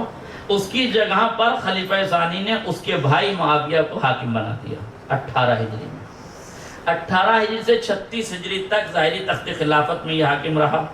اس کے بعد مولا کائنات سے جمل صفین کی لڑائیاں لڑنے لگا، نتیجے میں یہ خود مختار علاقہ بنا کے اپنی حکومت قائم کر لی۔ اب تک گورنر تھا، اب مستقل ایک حکومت بنا لی۔ 40 ہجری میں مولا کائنات کو شہید کر دیا گیا۔ 42 ہجری میں امام حسن سے صلح ہو گئی، کل تفصیل سے میں بتاؤں گا آپ کو کوفے کے حالات اور یہ ساری چیزیں۔ آج اتنا سمجھ لیں، تھوڑا سا اگر پہلے آپ آ جائیں تو تاریخ سمجھانے میں مجھے آسانی رہے، بعد میں پھر مجھے جوڑنا پڑتا ہے کہ کہاں سے شروع کروں ان کو۔ ایک صلوات پڑھیں محمد رسول۔ اس لیے وقت 1 گھنٹے سے زیادہ ہو جاتا ہے، میں نہیں چاہتا کہ 1 گھنٹے سے زیادہ میں پڑھوں۔ بہت سے لوگوں کو دور دراز علاقوں سے آئے ہوتے ہیں، انہیں جانا ہوتا ہے، مگر مجبوری ہے، پر آپ کی تاخیر مجھے بھی پریشان کرتی ہے، اس لیے دونوں کا معاملہ بنا رہے، وقت پر آپ تشریف لائیں۔ 18 ہجری سے 36 ہجری تک، 36 کے بعد 40 میں امام شہید ہو گئے، 42 میں صلح ہو گئے، 42 کے بعد 60 تک یہ حاکم رہا۔ اب بتائیے 14 سے لے کر 60 ہجری تک کتنے برس ہوئے؟ مت جوڑیے، 46 برس، 46 اگر میرا حساب ٹھیک ہے تو 46 46 برس شام میں حکومت رہی بنی امیہ۔ کتنی؟ بچے یاد کر لیں اس کو، کتنے دن حکومت رہی؟ حکومت 46 برس بنی امیہ کی حکومت رہی۔ تو جس آدمی کی حکومت 46 برس ہو، اس کے اندھ بھکت کتنے ہوں گے؟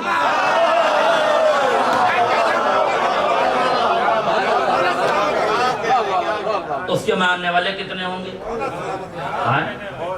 اس کے ماننے والے، جاننے والے، چاہنے والے، آنکھیں بچھانے والے، پلکیں بچھانے والے، عقل و خیرت سے آری و خالی، ایسے لوگ جو جمعے کی نماز بدھ کو پڑھ لیں، ایسے لوگ جو اونٹ اور اونٹنی میں تمیز نہ پیدا کر سکیں۔ اور اندھ بھکتی کا مطلب یہی ہے بھائی صاحب، کچھ اور تھوڑی ہے۔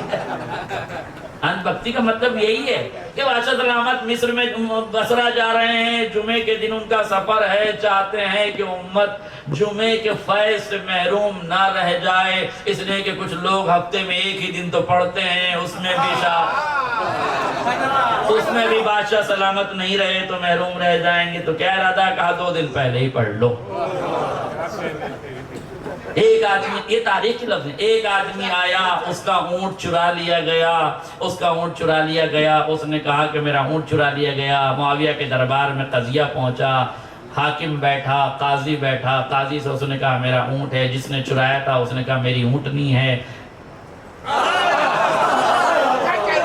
جس کا چرایا تھا وہ کہہ رہا ہے اونٹ ہے، جس نے چرایا تھا وہ کہہ رہا ہے اونٹ نہیں ہے۔ اس کے بعد کہنے کے بعد اس نے کہا میرے پاس گواہ ہیں، 1 گواہ، 2 گواہ، 3 گواہ، اندھ بھکتوں کے 40۔ عراق سے آیا تھا، جب شام کے 40 لوگوں کو ایک ساتھ اونٹ کی گواہی اونٹنی کے عنوان سے دیکھتی ہوئی کہا، تو اس نے کہا قاضی صاحب ذرا خود بھی آنکھیں کھول کے دیکھ لو کہ یہ اونٹ ہے یا اونٹنی ہے۔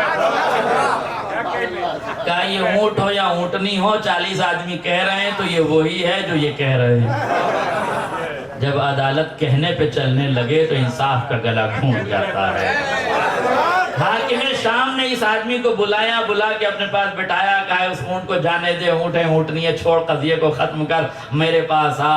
بلایا، ایک اونٹ منگوایا، کہا اس پر بیٹھ، ایک تھیلی درہم و دینار کی دی، کہا یہ میری طرف سے انعام لے۔ اس نے کہا بادشاہ سلامت اتنی مہربانی کیوں کر رہے ہیں؟ کہا مہربانی نہیں کر رہا ہوں، بس تجھے جو دربار میں ہوا ہے وہ میسج علی تک پہنچانا ہے۔ کہا کیا میسج پہنچانا ہے؟ کہا بس جا کے بتا دینا کہ حاکم شام کے پاس ایسی فوج ہے جسے اونٹ اور اونٹنی میں تمیز نہیں ہے۔ ٹھیک ہے کیا آپ نے؟ ایسے اندھ بھکت میرے پاس ہیں جن کو اونٹ اور اونٹنی میں، اب سمجھ میں آئی اندھ بھکت کی پریبھاشا؟ اگر بیان کی سوتنترتا میرے ساتھ نہ ہوتی تو میں یہ بیان نہ دے سکتا تھا، مگر الحمدللہ جس ملک عزیز میں ہم رہتے ہیں وہاں بنی امیہ پر لعنت کرنے کا پورا ادھیکار ہمیں ہے۔ یہاں بھی کوئی ایسا بل پاس نہیں ہوا ہے اور نہ ہوگا انشاءاللہ ایسا بل پاس، اور شیعوں نے تو وہاں بھی نہیں ہونے دیا جہاں ہونے والا تھا۔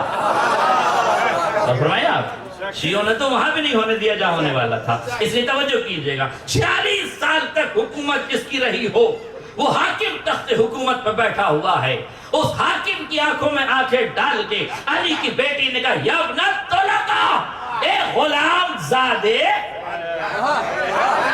قسم خدا کی، جیسے ہی بیوی نے غلام زادے کہا نا، 700 کرسی نشی اپنی کرسیوں کو چھوڑ کے کھڑے ہو گئے۔ اما کس جگر کی خاتون ہے، یزید کو غلام زادہ کہہ رہی ہے۔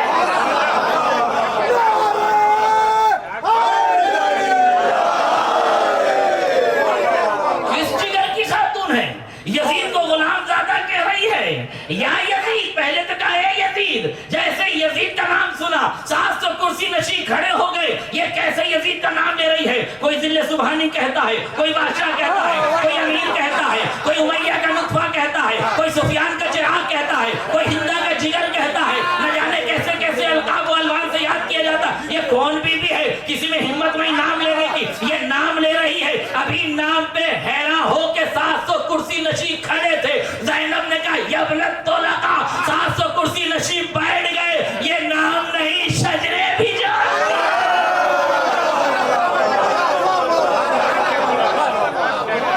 یہ نام نہیں شجرے بھی جانتی ہے۔ اس میں گفتگو تمام ہو گئی، یہ نام نہیں شجرے بھی جانتی ہے۔ کس کو مخاطب کیا شہزادی نے؟ یزید کو مخاطب کیا۔ کیوں یزید کو مخاطب کیا؟ 46 سال تک جس یزید کی حکومت شام میں تھی وہاں 2 خطبے ہوئے، ایک سید سجاد نے دیا، ایک زینب اولیاء مقام نے دیا۔ دونوں خطبوں کا متن نکال کے پڑھنا شروع کیجئے، آپ 23 25 منٹ میں دونوں خطبے آرام سے پڑھ جائیں گے۔ اس کا مطلب یہ ہے دنیا کو بتایا، اے ابو سفیان کی اولادوں، اتنا سمجھ لینا، تمہارا 46 سال تک حکومت کرنا ایک طرف ہے، علی کے پوتے اور بیٹی کی 46 منٹ کی خطابت ہے۔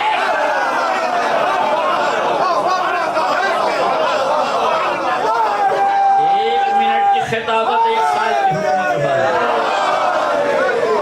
1 منٹ کی حکمت 1 سال کی حکومت پہ بھاری ہے، 1 منٹ کا خطاب 1 سال کی حکومت پہ بھاری ہے۔ اب سمجھ میں آیا وما ادراک ما لیلۃ القدر، تم کیا جانو لیلۃ القدر کیا ہے؟ لیلۃ القدر خیر من الف شہر، یہ 1 رات 1000 مہینوں سے بہتر ہے۔ جس نے لیلۃ القدر کو سیدہ زہرا کہا ہے انہیں بتانا ہے جب زینب کا 1 منٹ 1 سال کی حکومت پہ بھاری ہے تو عظمت لیلۃ القدر کیا ہوگی؟ ذرا سوچنے کا مقام ہے۔ بس میرے عزیزوں، میں نے گفتگو تمام کر دی، بہت معذرت چاہتا ہوں میں نے تاخیر کی، لیکن بہت وقت میں جس موضوع پہ لا کے آپ تک پہنچ گیا تھا اس نے شاید تقاضا تھا کہ تھوڑا استوالت وقت دی جائے۔ بہت معذرت چاہتا ہوں جن کو جاننے میں تاخیر ہوئی ہے، خدا ان کی حفاظت کرے اور باحفاظت ان کو اپنے مکانوں تک پہنچا دے۔ بس توجہ کیجئے، میں نے گفتگو ختم کر دی۔ یہ ہے علی کی بیٹی کا کمال، یہ ہے بیان کی ندرت، یہ ہے فصاحت و بلاغت، یہ ہے معیار افضل الجہاد کلمۃ حق عند امام جائر. افضل جہاد یہ ہے کہ ظالم کے سامنے کلمہ حق کہہ دیا جائے. جرأتوں کو جوان رکھیے، کلمہ حق کی پاسداری کیجیے. ہمیشہ یاد رکھیے گا زینب و سکینہ، سجاد، یہ ان زوات کا نام ہے جنہوں نے کربلا کی ان شہیدوں کی قربانیوں کو ضائع نہیں ہونے دیا. جس مقام سے میں نے گفتگو شروع کی تھی، لائیے اسی مقام پہ گفتگو کو ختم کر دوں. سید سجاد کے چہرے کا رنگ بدل رہا ہے. 11 محرم کو کاروان عصمت و طہارت ان راہوں سے گزارا گیا جہاں شہداء کے لاشیں تھے. جیسے ہی شہداء کے لاشوں کی کیفیت کو سید سجاد نے دیکھا، بشریت کے تقاضے نے چہرے پر اضمحلال بکھیر دیا. چہرے کا رنگ بدلنے لگا. مولا، یہ آپ کے چہرے کا رنگ کیوں بدلنے لگا؟ آپ صراط صبر پہ استقامت کا مظاہرہ کرنے والے ہیں. آپ نے علی اکبر کے سینے میں برچھی کا پھل دیکھا، صبر کیا. حسین کا سر نوکے نیزہ پہ دیکھا، صبر کیا. اصغر کا گلا چھدا، آپ نے صبر کیا. مولا، اتنا صبر کرنے کے بعد یہ کیا کیفیت ہو رہی ہے؟ عجب نہیں میرا مولا جواب دے. میرے نادان ذاکر، جو میری نگاہوں نے دیکھا، خدا کسی بیٹے کو وہ منظر نہ دکھائے جو سجاد کی نظروں نے دیکھ لیا. کیا منظر تھا میرے عزیزوں؟ میں یہاں نہ بتا سکوں گا کہ کربلا میں کون سا منظر سید سجاد نے دیکھا. آؤ میں منظر کی منظر کشائی کروں، میں اس منظر کی نقاب کشائی کروں. جب یہ قافلہ کوفے میں پہنچا ہے، روایت کے فقرے یہ ہیں. ابن زیاد نے پوچھا، پسر سعد، میں نے سنا ہے حسین کا لاشا گھوڑوں کی ٹاپوں سے پامال کیا گیا، مجھے بتاؤ کن لوگوں نے پامال کیا؟ کہا امیر کیوں پوچھ رہا ہے؟ کہا میں انعام دوں گا جن لوگوں نے پامال کیا ہے، میں انہیں انعام دوں گا. انہیں میرے سامنے لاؤ. تاریخ کہتی ہے، روایت کے فقرے یہ ہیں، بلایا گیا. 10 لوگ سامنے آئے. پسر سعد نے کہا، ابن زیاد، ان 10 لوگوں نے حسین کے جنازے کو پامال کیا. اس نے کہا 10 کے 10 میرے سامنے آ جاؤ. یہ بتاؤ تم میں امیر کون ہے؟ اس میں ایک شخص آگے بڑھا جس کا نام مالک بن اسید تھا. مالک آگے بڑھا، کہا امیر میں سردار تھا. بتاؤ کیا بات ہے؟ کہا مجھے بتاؤ، تفصیل سے بتاؤ، تم نے حسین کے لاش کو کیسے پامال کیا؟ اس نے کہا امیر ہم نے پہلے حسین کے سر و تن میں جدائی کی، پھر ہم خیموں میں آگ لگانے لگے. جب ہم نے خیموں میں آگ لگا دی، حسین کا سر نو کے نیزہ پہ بلند کر دیا. جب ہم تھک کے چور ہو گئے نا، ہم خیموں میں آرام کرنے کے لیے جا رہے تھے. جیسے ہی ہم جانے لگے، پسر سعد کی آواز آئی، ابھی خیموں میں آرام کے لیے نہ جاؤ، ابھی ایک کام باقی ہے. ہم نے پوچھا کیا کام باقی ہے؟ کہا لاشوں کو پامال کرنا.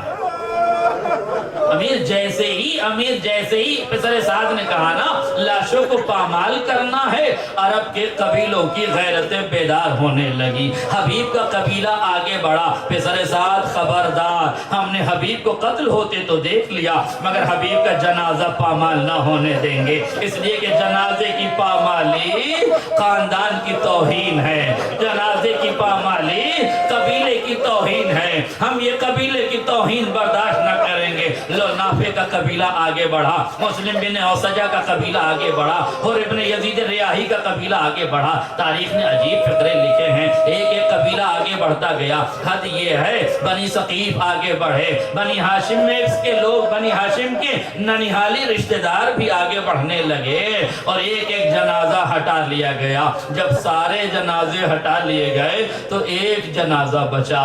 جانتے ہیں کس کا جنازہ؟ جسے فاطمہ نے چکیا پیس کے پالا تھا. حسین غریب کا جنازہ، حسین مظلوم کا جنازہ. بس ایک جنازہ بچا. ہم نے اسے بیچ میں رکھا. 10 بھاری بھرکم جوان اپنی فوج سے نکالے، 10 بھاری بھرکم گھوڑے نکالے. 10 بھاری بھرکم گھوڑوں پر 10 بھاری بھرکم جوانوں کو بٹھایا، ہم نے لاش کو پامال کرنا شروع کیا۔ ابن زیاد کہتا ہے شعر میں کہہ کے بتاؤ، مالک بن اسید تم تو شاعر ہونا۔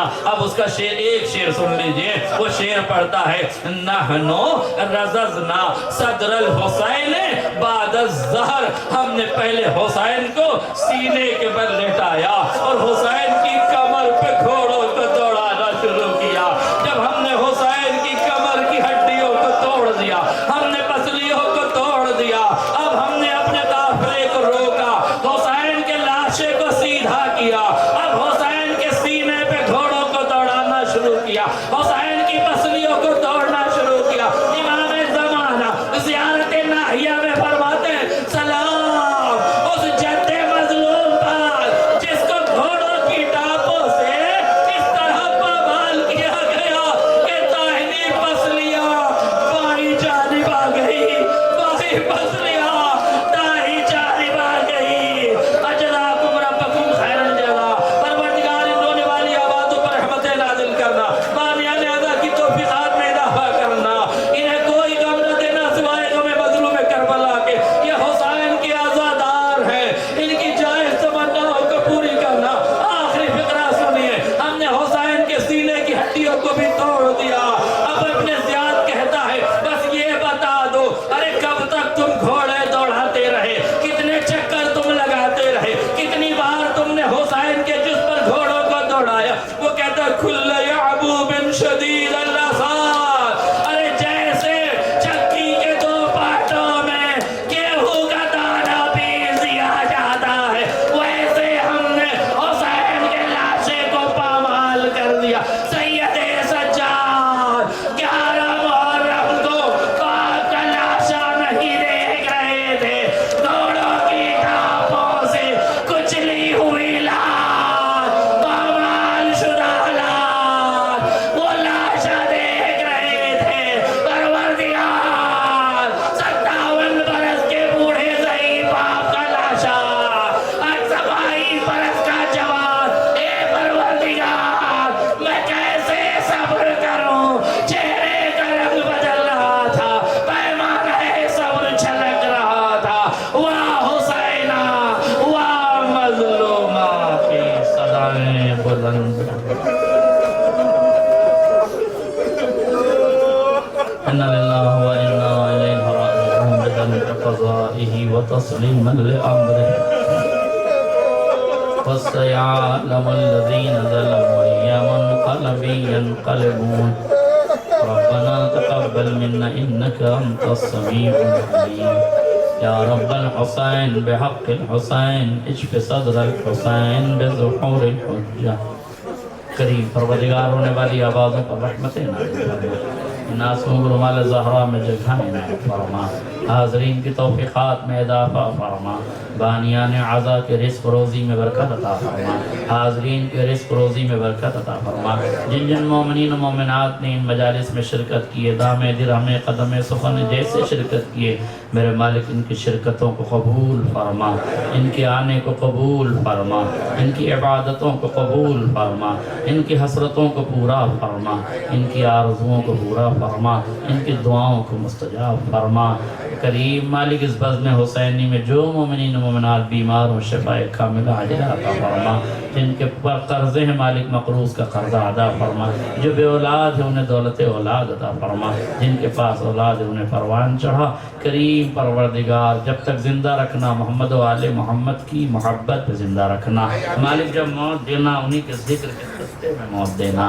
کریم پروردگار واسطہ محمد و آل محمد کا ملک عزیز ہندوستان پر رحم و کرم نازل فرما، ملک عزیز میں ظلم کرنے والے ظالمین کو نیست و نابود فرما، ملک عزیز کی پرامن اور محبت کی فضا کو نفرت میں بدلنے والے چینل اور اینکروں کو نیست و نابود فرما، جنت البقیع میں عالی شان روضہ تعمیر فرما، زائرین کربلا کی حفاظت فرما۔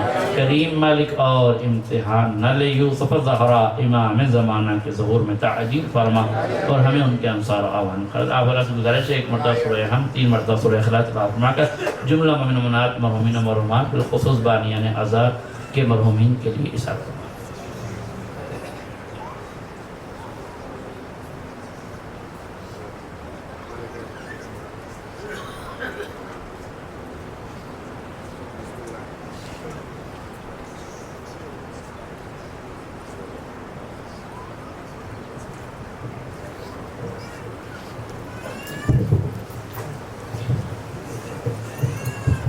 ویلا حسین.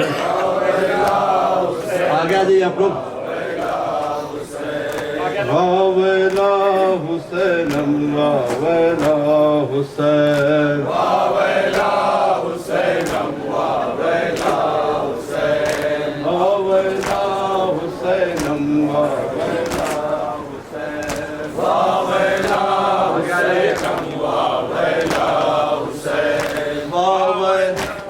حسین ویلا حسین. ویلا حسین ویلا حسین.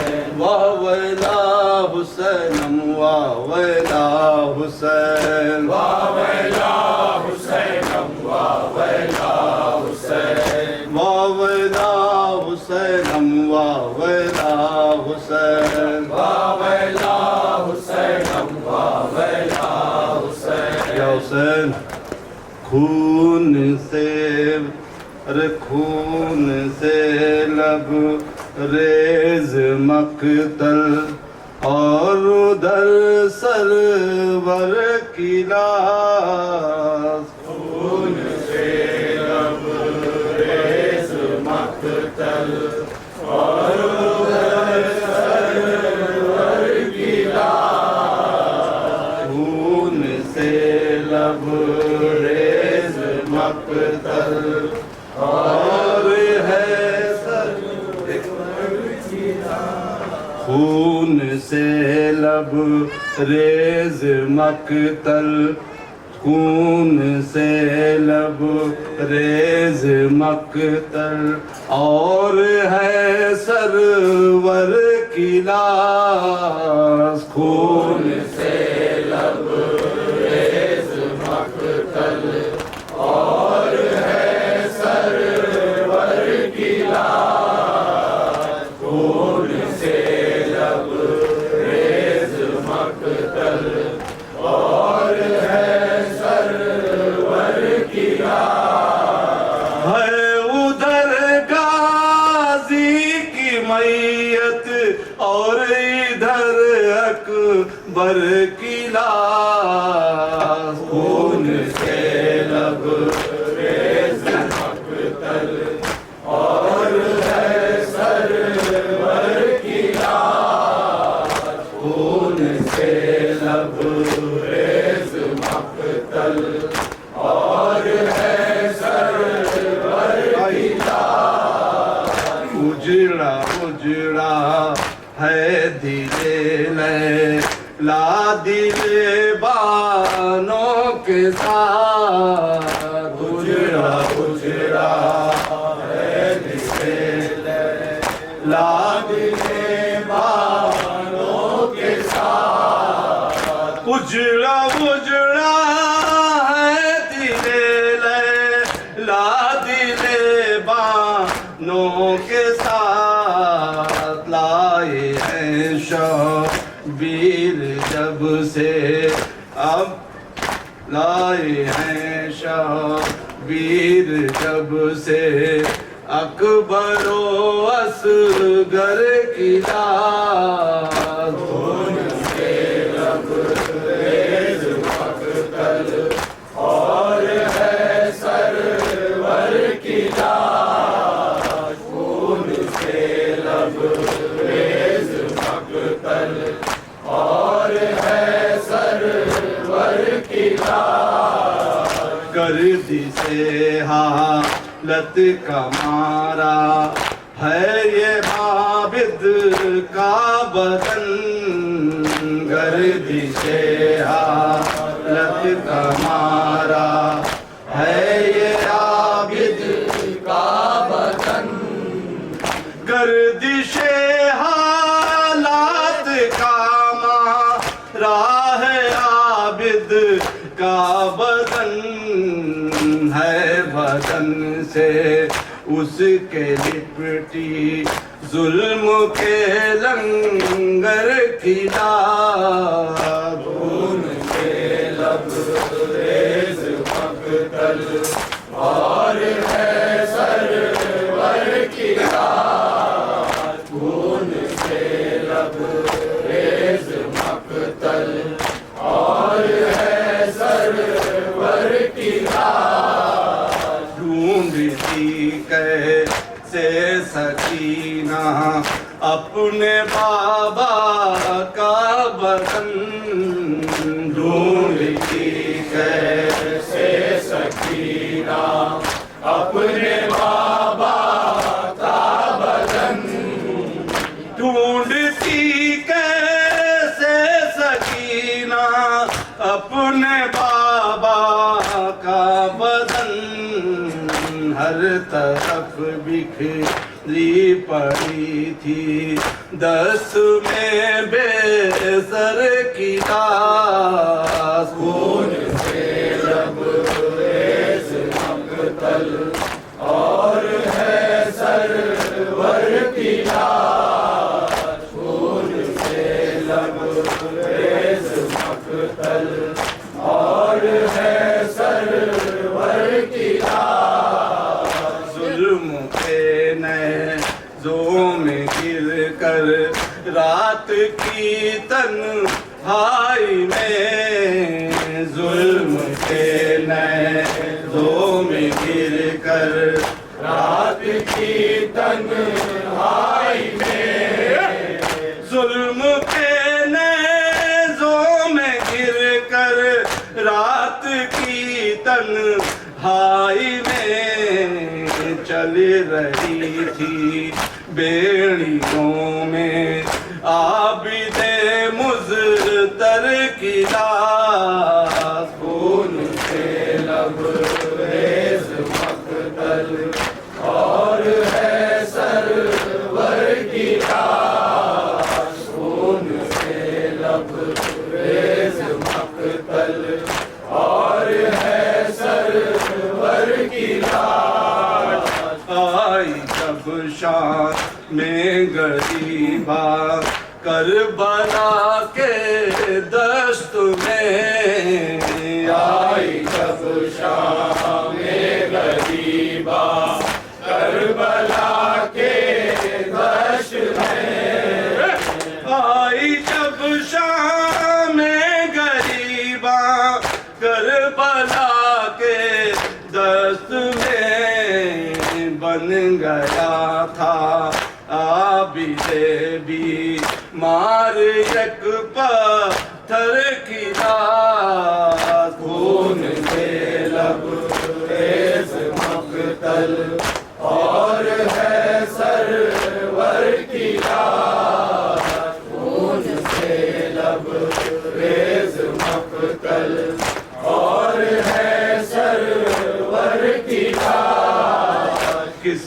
तरह देखेगी कुबरा ये कहा बीमार ने, किस तरह देखेगी कुबरा ये कहा बीमार ने, किस तरह देखेगी कुबरा ये कहा बीमार ने, एक गठरी में बंधी है काशी में दिल बर की लाश, खून से लबरेज मक्तल और है सरवर की लाश, खून से लबरेज मक्तल और है सरवर की लाश, गश में कुबरा